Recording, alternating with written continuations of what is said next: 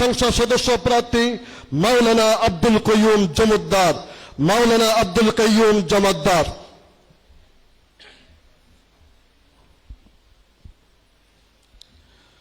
নাহমাদুহু ওয়া নুসাল্লি আলা রাসূলিহিল কারীম।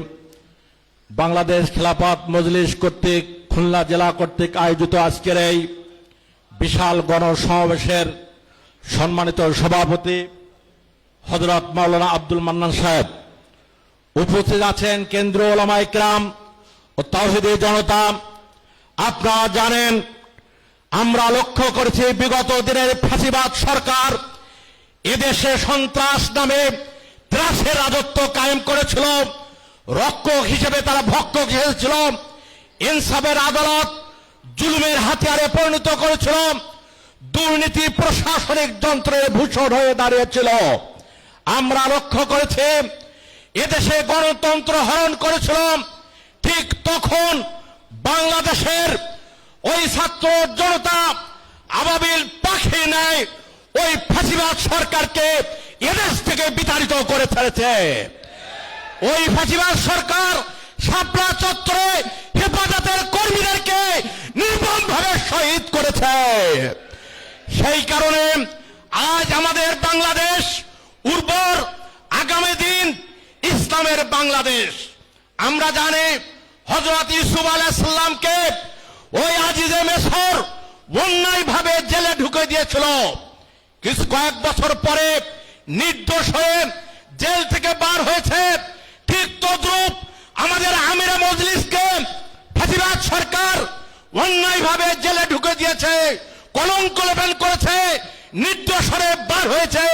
আমি দিব্যাসকে দেখছি আগামী দিনে আমিরে মজলিস অধীনে দেশে রাষ্ট্র ক্ষমতা ইনশাআল্লাহ যাবে। যেমন ভাবে ইউসুফ আলাইহিস সালাম গিয়েছিলেন তেমনি ভাবে বাংলাদেশ খেলাফত মজলিসকে নিয়ে এদেশে রাষ্ট্র ক্ষমতা ইনশাআল্লাহ আগামীতে যাবে। আমরা লক্ষ্য করেছি এই কারণে সমস্ত ইসলামী দল একটা ঐক্যবদ্ধ হওয়ার পরিকল্পনা করছেন। আমরা জানি ওই বিধর্মীরা 36 কোটি দেবতা হওয়া সত্ত্বেও শান্তির লক্ষ্যে সকল দলাদলি ভুলে তারা যদি ঐক্যবদ্ধ হতে পারে, আমাদের এক আল্লাহ, এক রসুল, এক কাবা, এক নবী অসত্য, কেন আমরা ঐক্যবদ্ধ হতে পারবো না? United you stand, divided we fall. ঐক্যর জয়, অনৈক্যর ক্ষয়। কতরুন আলা কতারিন ইজাস্তাফা কত নাহরুন, নাহরুন ইলা নাহরিন ইজাস্তামাদ বাহরুন। ছোট ছোট বালুকার করা বিন্দু বিন্দু জল গড়ে তোলে মহাদেশ সাগরতল। আমরা জানি ওই British Sarkar divided and rule, ভাগ করো শাসন করো।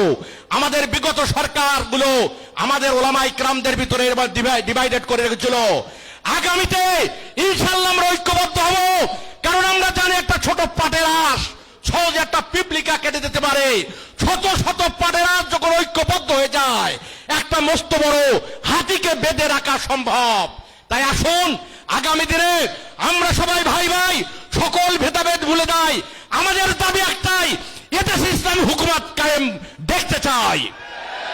পরিশেষে বলবো, আমরা আমিরে মজলিসের অধীনে ইসলামী হুকুমত কায়েম করার লক্ষ্যে যদি আমাদের জীবন দিতে হয়, যদি আমাদের ডাক দেয়, কারা কারা যেতে প্রস্তুত আছে আমরা দুহাত তুলে দেখাই। ওয়া মা তাওফীক ইল্লা বিল্লাহ।